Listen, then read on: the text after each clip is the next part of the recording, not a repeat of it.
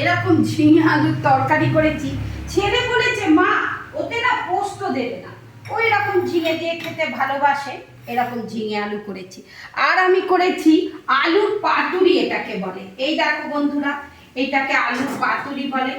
এইটা আমি ছেলেকে এইরকম এটাকে কেটে এরকম করে খুন্তি দিয়ে তুলে দেখাও কিরকম।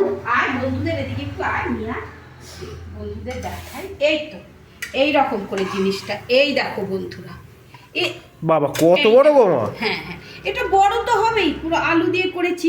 আর এটাকে এরকম করে পিস পিস করে কেটে আমি তোকে দেবো, তোর বাবাকে দেবো, আমি নিজে খাবো।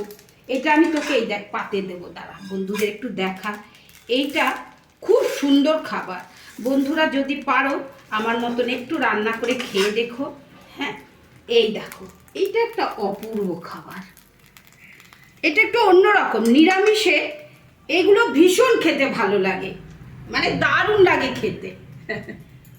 রান্না করে খেয়ে দেখবে বন্ধুরা, আমি বলেছি কিন্তু কিরকম করে রান্না করতে হবে।